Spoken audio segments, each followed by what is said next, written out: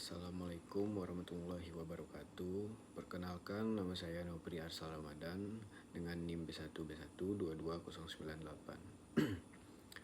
Baiklah, di sini saya akan menjelaskan tentang APBD Kota dengan mata kuliah Tata Kelola Keuangan Pemerintah. Dosen pengampu Pak Alpa Beriansyah, SIP, MIP.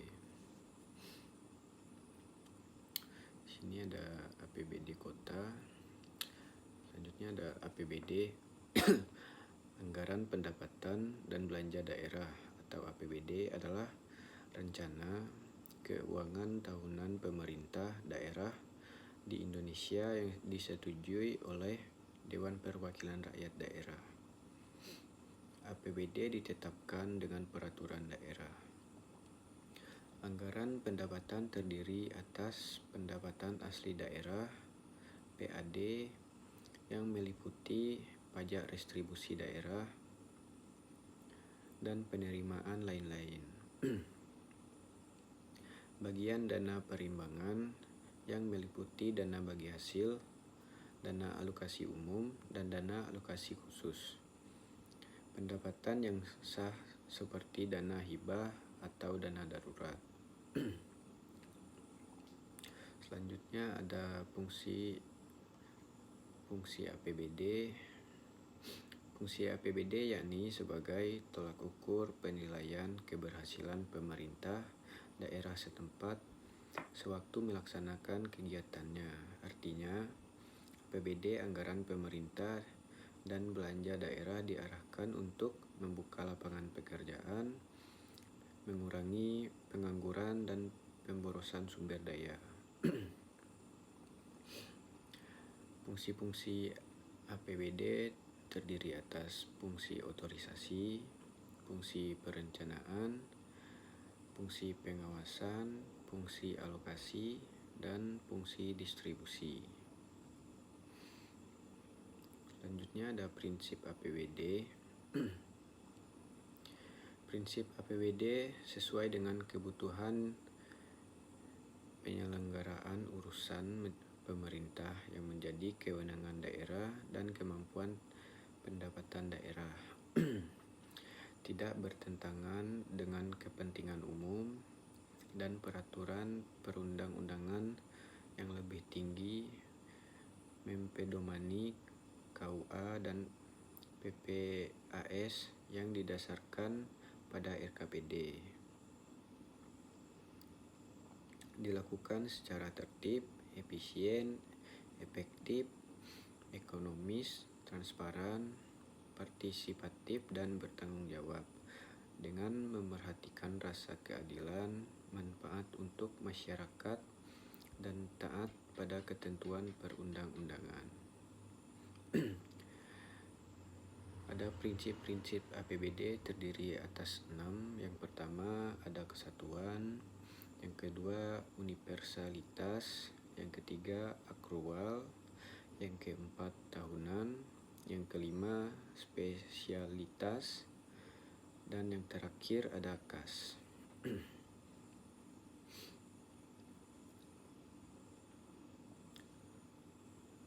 Selanjutnya sumber penerimaan APBD.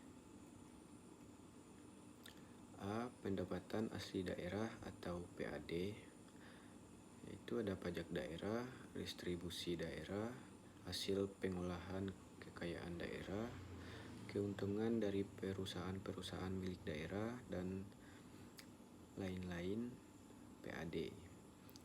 Yang B ada dana perimbangan, yaitu dana bagi hasil, dana alokasi umum, dan dana alokasi khusus.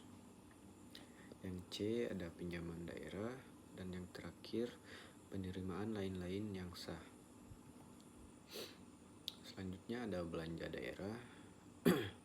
Yang pertama, klasifikasi belanja menurut urusan wajib. Yang kedua, klasifikasi belanja menurut urusan pilihan.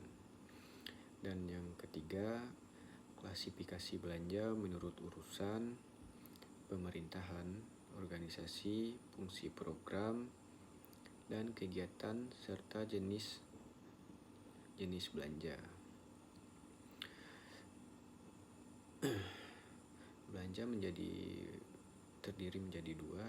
Yang pertama adalah belanja tidak langsung dan belanja tidak terduga. Di sini ada siklus-siklus perancangan APBD. Siklus-siklus perancangan APBD yaitu dari RPJMD, lalu ke RKPD, lalu ke KUA atau PPAS, dan nota kesepakatan, terus pedoman penyusunan RKA SKPD, dan RK SKPD, RAPBD, dan evaluasi Paperda APBD oleh Gubernur dan Mendagri. Selanjutnya ada rancangan DPA SKPD yang harus diverifikasi terlebih dahulu. Ada DPA SKPD, laporan realisasi semester pertama, yaitu penatausahaan pendapatan. Bendahara penerimaan wajib menyetor penerimaannya ke rekening kas umum daerah selambat-lambatnya 1 hari kerja. Terus ada penatausahaan belanja, penerbitan SPMUP, SPMGU, SPMTU, dan SPMLS oleh Kepala SKPD. Lalu ada penerbitan SP2D oleh PPKD, penatausahaan pembiayaan yang dilakukan oleh PPKD. Lalu ada kekayaan dan kewajiban daerah.